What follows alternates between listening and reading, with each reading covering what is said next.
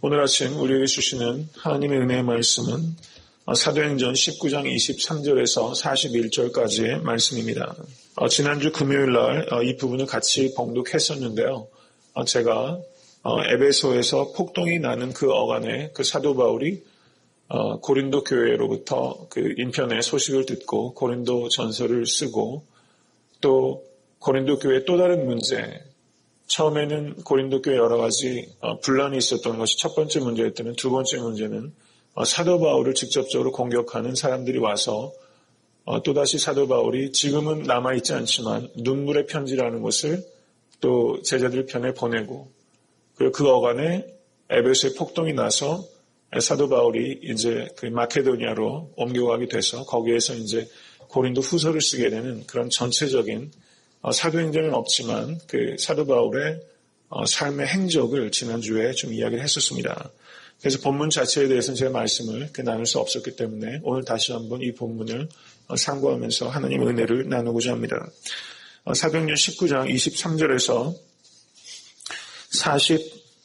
41절까지의 말씀입니다. 다 같이 봉독하겠습니다. 그때쯤 되어 이 도로 인하여 적지 않은 소동이 있었으니 즉 데메데리오라 하는 어떤 은장색이 아데미의 은감실을 만들어 직공들로 적지 않은 벌이를 하게 하더니 그가 그 직공들과 이러한 영업하는 자들을 모아 이르되 여러분도 알거니와 우리의 유족한 생활이 이 업에 있는데 이 바울이 에베소뿐 아니라 거의 아시아 전부를 통하여 허다한 사람을 권유하여 말하되 사람의 손으로 만든 것들은 신이 아니라 하니 이는 그대들도 보고 들은 것이라. 우리의 이 영업만 천하해질 위험이 있을 뿐 아니라 큰 여신 아데미의 정각도 경홀히 여김이 되고 온 아시아와 천하가 위하는 그의 위엄도 떨어질까 하노라 하더라. 저희가 이 말을 듣고 분이 가득하여 외쳐 가로되 크다 에베소 사람의 아데미여 하니 온 성이 일어나여 바울과 같이 다니는 마케도니아 사람 가이오와 아리스다고를 잡아가지고 일제히 연극장으로 달려 들어가는지라. 바울이 백성 가운데로 들어가고자 하나 제자들이 말리고 또 아시아 관원 중에 바울의 친구된 어떤 이들이 그에게 통제하여 연극장에 들어가지 말라 권하더라. 사람들이 외쳐 혹은 이 말을 혹은 저 말을 하나 모인 무리가 분란하여 태반이나 어찌하여 모였는지 알지 못하더라. 유대인들이 무리 가운데서 알렉산더를 권하여 앞으로 밀어내니 알렉산더가 손짓하며 백성에게 발병하려 하나 저희는 그가 유대인인 줄 알고 다 한 소리로 외쳐 가로되 크다 에베소 사람의 아데미여 하기를 2시간 동안이나 하더니 서기장이 무리를 안돈하시고 시키고 이르되 에베소 사람들아 에베소 성이 큰 아데미와 및 스스에게서 내려온 우상의 정각지기가 된 줄을 누가 알지 못하겠느냐. 이 일이 그렇지 않다 할 수 없으니 너희가 가만히 있어서 무엇이든지 경솔이 아니하여야 하리라. 정각의 물건을 도적질하지도 아니하였고 우리 여신을 회방하지도 아니한 이 사람들을 너희가 잡아왔으니 만일 데메드리오와 및 그와 함께 있는 직공들이 누구에게 송사할 것이 있거든 재판날도 있고 총독들도 있으니 피차 고소할 것이요 만일 그 외에 무엇을 원하거든 정식으로 민회에서 결단할지라. 오늘 아무 까닭도 없는 이 일에 우리가 소유의 사건으로 책망받을 위험이 있고 우리가 이 불법 집회에 관하여 보고할 자료가 없다 하고 이에 그 모임을 흩어지게 하니라. 아멘. 오늘 같이 봉독한 본문의 전체적인 그 내용을 좀 이야기한 후에 오늘은 특별히 우리가 성경적인 직업관이란 어떤 것인가 이런 부분들에 대해서 따로 좀 묵상할 수 있도록 하겠습니다. 19장 23절을 보시면 그때쯤 되어 이 도로 인하여 적지 않은 소동이 있었으니라고 이렇게 말하고 있습니다. 여기에서 이 도란 teaching을 이야기하는 것이 아니라 way를 말하는 것이라고 이렇게 말씀드렸습니다. 우리가 믿는 이 도가 세상에게 소동을 일으켜야 됩니다.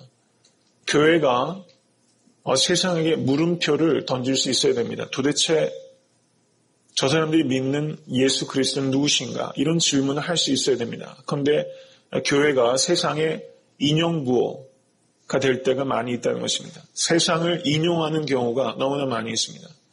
세상적인 방법이 교회 안에 쏟아져 들어옵니다. 그 세상이 교회를 향하여 교회가 변화해야 된다 이렇게 이야기하는 그런 굉장히 아이러니컬한 그런 시대를 우리가 살고 있습니다. 저는 애틀랜타 섬기는 교회가 이 애틀랜타 땅에 계속적인 질문을 던지는 그런 교회가 될 수 있게 되기를 원합니다. 도대체 저 교회에는 어떤 철학이 있는가? 저 교회 사람들이 섬기는 예수 그리스도는 누구신가? 이런 질문을 일으키지 못하는 교회는 생명력이 없는 교회라고 할 수 있을 것입니다. 소동을 일으키는 신앙인 되실 수 있게 되길 간절히 바랍니다. 그런데 그 소동은 티칭 가지고 되지 않는다는 것입니다. way, 우리가 살 때 그것이 소동이 일어난다는 것이죠. 우리가 말하는 거 중요합니다. 그리고 예수 그리스도의 복음을 말로 증거해야 됩니다. 그런데 그 증거가 소동을 일으키기 위해서는 십자가를 말하는 것이 소동을 일으키기 위해서는 자기 십자가를 지고 자기를 부인하지 않으면 그 말하는 것이 능력이 반감될 수밖에 없는 것입니다. 그래서 이 도가 단순히 티칭이 아니라 이것이 way라는 것이죠. 티칭을 받아들이는 사람은 학생입니다. 그런데 예수님은 우리에게 스튜던이 되라고 말씀하신 적이 없다는 것입니다.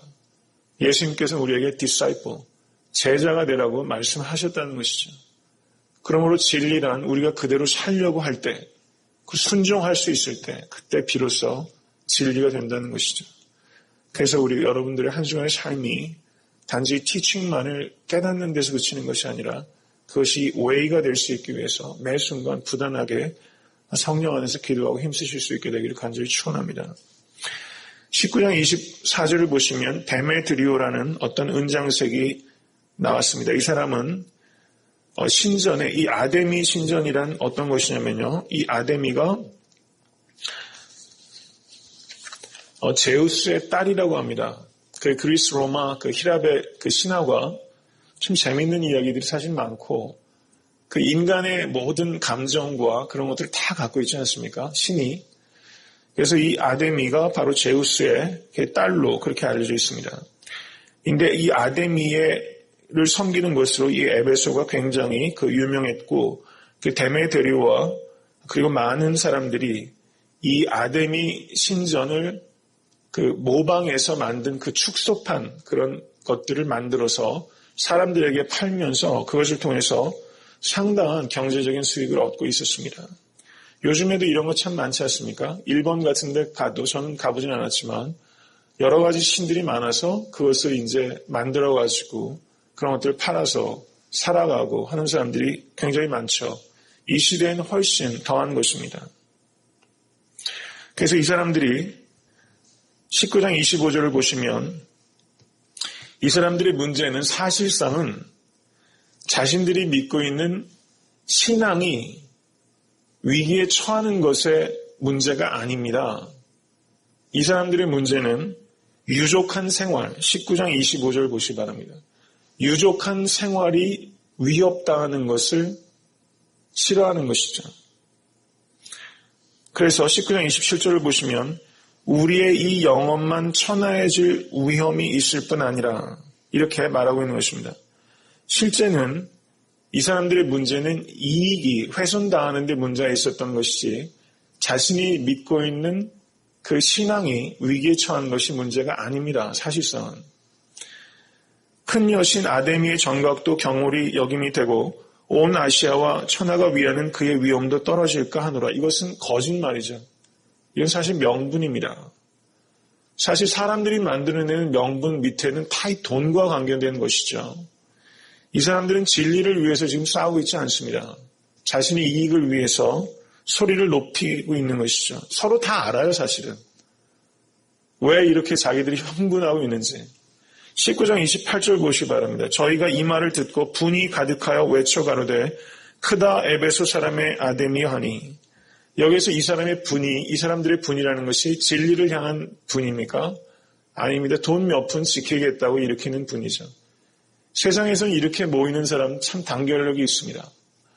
한국에서도 조그마한 이익만 걸리면 아파트에 그냥 빨간색 글씨로 써가지고 현수막이 어쩜 그렇게 내려오는지 그 80년대, 90년대 지나면서 그 전 국민의 데모가 일어난 것 같아요.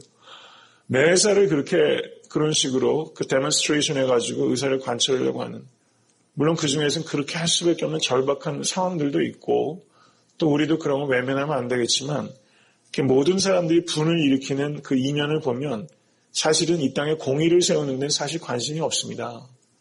이 모든 게 다 유족한 생활을 하고 싶고 유족한 생활을 지키기 위한 그 악한 본성들이 다 있다는 것이죠. 그래서 우리가 성내는 것의 이 본질이 무엇인가? 나는 왜 이렇게 분이 가득히 일어나는가? 우리는 왜 무엇 때문에 흥분해서 하나 되고 있는가? 이것을 끊임없이 사실은 이렇게 되돌아볼 수 있어야 되는 것입니다. 그래서 19장 29절을 보면 온 성이 요란하여 바울과 같이 다니는 마게도냐 사람 가이오와 아리스다고를 잡아가지고 일제히 연극장으로 달려 들어가는지라라고 말하고 있습니다. 이익을 쫓다 보면 필연적으로 진실을 왜곡하게 됩니다. 그리고 이익을 쫓다 보면 필연적으로 사람을 무시하게 됩니다. 결국은 그렇게 돼요. 마지막 순간에는 이익이냐 진리냐, 진리는 애시당초부터 버리는 것이고 이익이냐 사람이냐, 이만 한 번만 눈 한 번 질끈 감으면 이만한 돈을 얻으면 그것 때문에 누군가가 핍박을 당하고 어려움 당하는 거 무시하는 경우가 너무 많습니다. 특별히 이민사회도 이렇게 보면은 이 경제적인 문제 때문에 이게 속이는 일들이 너무 많고 다른 사람 아프게 하는 일들이 너무 많아서 실제 그런 피해를 당하신 분들, 성도님들 가운데 너무 많고 그런 것 같습니다. 자신들의 이익을 지키기 위해서 연극적으로 사람 끌고 가는 일들 너무 많다는 것이죠. 이런 것들을 우리가 깊이 생각해야 됩니다. 우리가 유족한 생활을 할 수 있는 직업이 문제가 아니라 우리가 생각해야 되는 것은 우리가 갖고 있는 이 직업 윤리, 이 도덕성입니다. 이익이 나쁜 것 아닙니다. 그런데 그 이익을 하기 위해서 어떤 way, 어떤 방법을 우리가 쫓고 있는가? 우리가 다른 사람의 마음을 아프게 하고 다른 사람들의 것을 필요 이상으로 우리가 빼앗고 독점함으로써 얻는 그 이익은 그건 대단히 비윤리적인 것입니다. 미우라 아야코라는 사람 아시죠? 빙점의 작가이기도 하고 아마 그분 책 덜어 읽으셨을 거라 생각이 됩니다. 근데 미우라 아야코가 그 일생 동안 굉장히 병약했습니다. 그리고 그 사람이 조그만 이 문구점 같은 거를 운영을 하고 있었습니다. 그래서 한때는 그것을 통해서 살아가고 있었는데 미우라 아야코가 하나님을 사랑하는 사람이고 하니까 어떻습니까? 그 가게만 들어오면 사람들이 굉장히 좋은가 봐요. 그 가게만 잘 돼요. 인근에 비슷한 데가 너무 안 되는 겁니다. 그래서 미우라 아야코가 그게 좀 미안해서 우리가 보통 문구점이든 잡화점 같은 데 가면 무 하나 사러 갔다가 이것저것 사게 되는 거 아닙니까? 그래서 미우라 아야코가 자기 가게에서 의도적으로 가장 잘 팔리는 품목 한두 개를 뺐답니다. 그랬더니 살아오던 사람들이 불편하니까 상대적으로 그만큼 다른 곳으로 물건을 살아가게 되는 것이죠. 그래서 하루 종일 분주하게 일했던 미우라 아야코가 잉여의 시간을 좀 가질 수 있었습니다. 그래서 그 시간을 통해서 써가지고 당선된 책이 빙점이라는 것입니다. 제가 기억하기로는 빙점이에요. 어쨌든 수상해가지고 문단에 데뷔한 계기가 그래서 얻어진 것입니다. 이야기는 굉장히 심플한 얘기지만 참 아름다운 이야기입니다.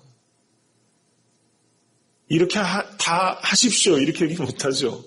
그런데 이렇게 살아가는 인생도 있구나. 그래서 우리가 다른 사람의 이익을 깊이 우리가 생각해야 되는 것은 다른 사람의 이익입니다. 그것을 위해서 우리가 직장 생활도 하고 좀 내 것을 좀 나누고자 하는 그런 큰 마음을 갖다 보면 이제 잡화점에서 돈 좀 몇 푼 더 버는 정도에 그치는 삶이 아니라 빙점이라는 책을 쓰고 또 신앙으로 이렇게 깊은 많은 사람들이 전 세계 사람들에게 이렇게 애독하고 또 영감을 주는 그런 책을 쓰는 미우라 아야코가 태어나게 되는 것이죠. 그래서 이것이야말로 관점의 변화라고 생각됩니다. 좀 이런 직장인, 이런 직업 윤리를 가진 그런 자녀들을 양육해야 되는 것이 참으로 중요한 것입니다.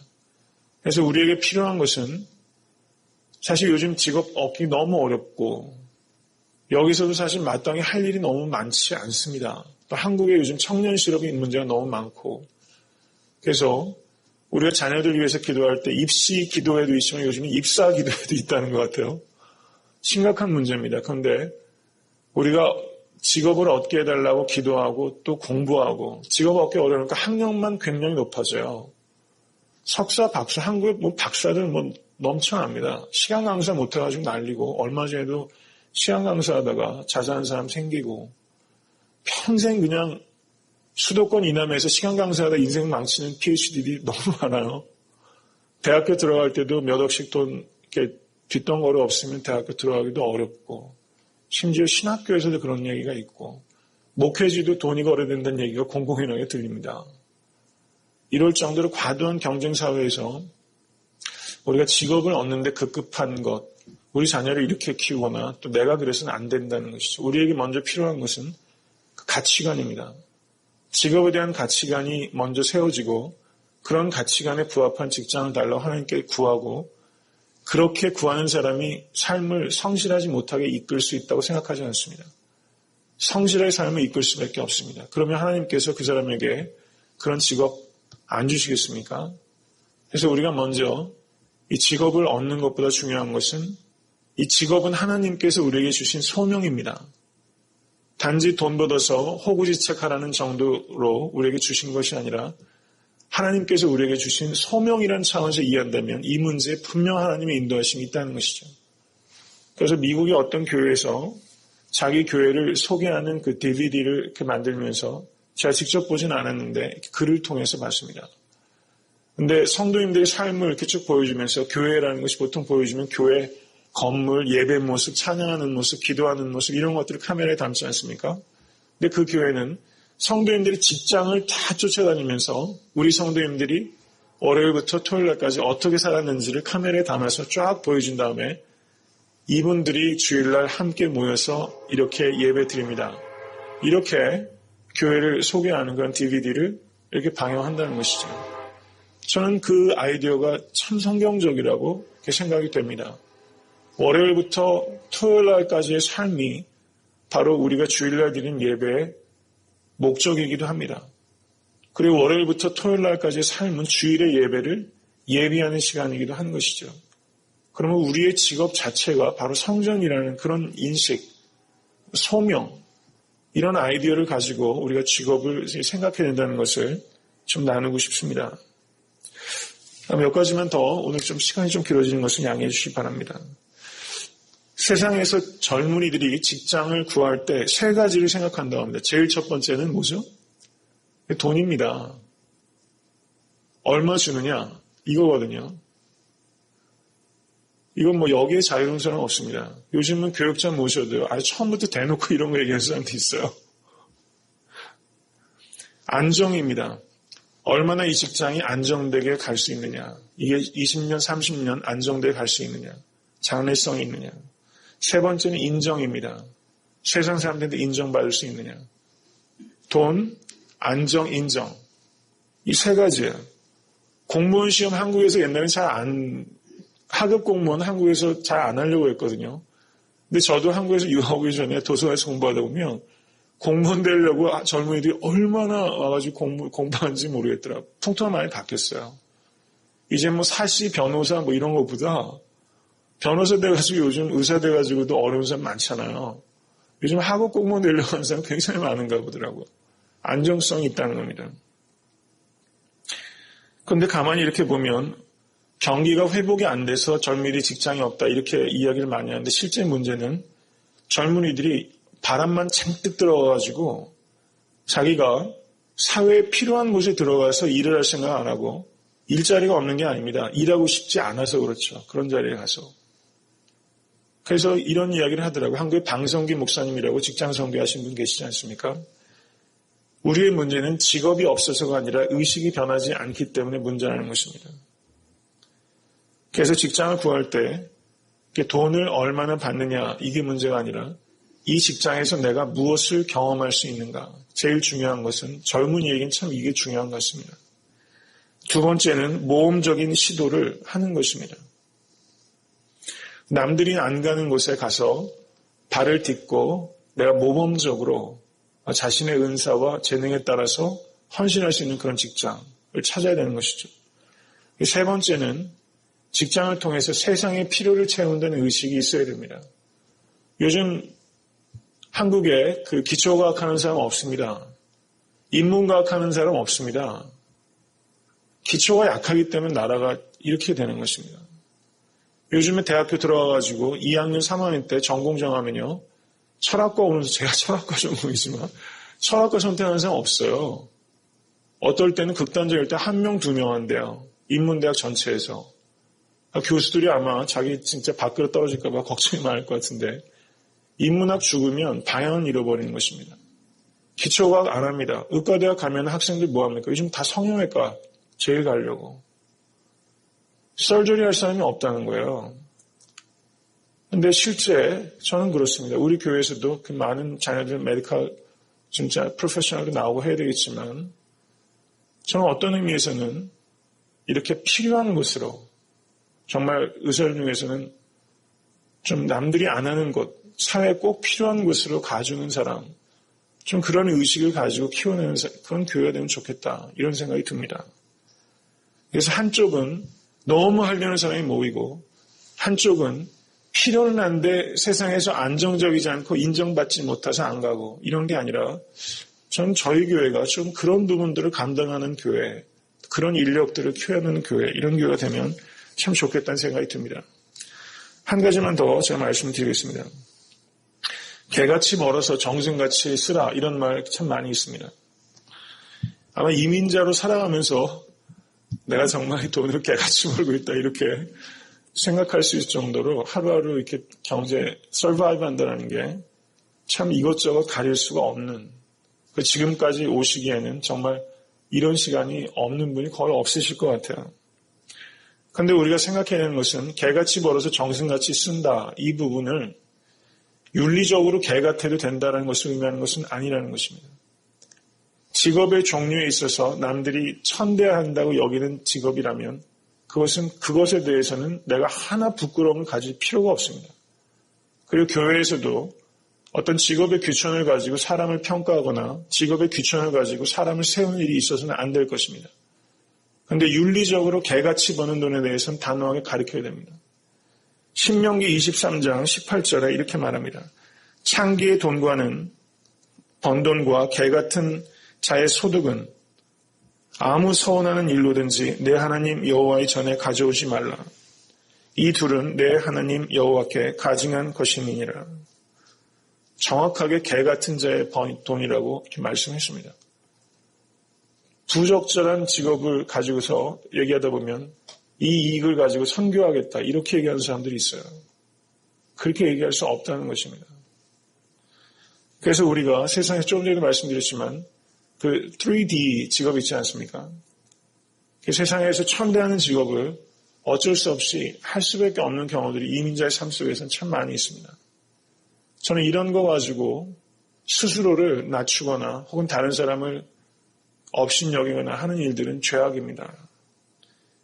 정말 개같이 벌어서 정승같이 쓴다는 것은 도덕적인 면에서를 이야기하는 것이 아니라 내가 하는 직업이 그렇게 힘들고 노동이 들어가고 대가가 적은 것이라 할지라도 내 가족과 그리고 또 하나님께 예물을 드리기 위해서 수고하는 직업이라면 그것은 거룩한 직장입니다. 그것에 대해서는 프라이드를 가져야 되는 것이죠. 이렇게 우리가 그 직업을 바라보는 눈이 물론 이 짧은 시간 동안에 성경적인 직업과는 지금 제가 다 말씀드린다는 것은 무리가 있지만 오늘 특별히 유익한 유족한 생활 영업만 천하해진다 해서 천한 영업 이것에 대해서 오늘 본문을 좀 이야기하고 있기 때문에 조금 나눴습니다. 제가 일전에도 한번 소개시켜드린 바가 있는데 이 이야기를 하고 말씀을 맺고자 합니다. 개인 택시도 아니고 그 영업용 택시를 운전하고 있는 한 젊은 크리스천이 있습니다. 그래서 그 택시에 목사님이 탔습니다. 그런데 2번이나 묻습니다. 손님 어느 길로 가면 좋겠습니까? 택시 타면요. 이 길로 가자고 해도 저 길로 갑니다. 그렇죠. 뺑뺑 돌릴 때도 많고 택시 운전사 되게 그냥 팍팍한 사람 많아요.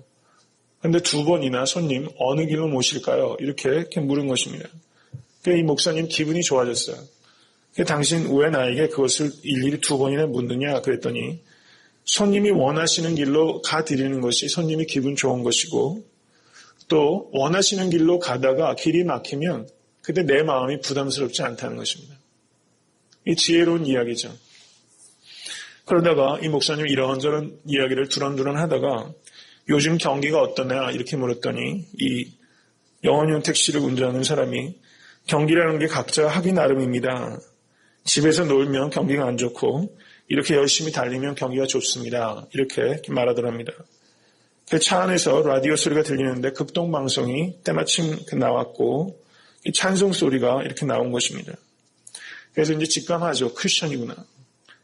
운전하다가 짜증나는 일이 없으십니까? 이렇게 물었더니 이렇게 대답하는 것입니다. 목적지에 도착해서 돈 없다고 하는 사람도 있고 차를 세우고 10,000원어치만 태워달라고 하는 사람도 있다는 것입니다. 저도 이런 적 있습니다. 집까지 도저히 안 되는 거예요. 그래서 얼마어치만 데려다달라고 저도 그런 적 있거든요. 근데 중간에 내리라고 하는 인간은 없더라고요. 다행이었습니다.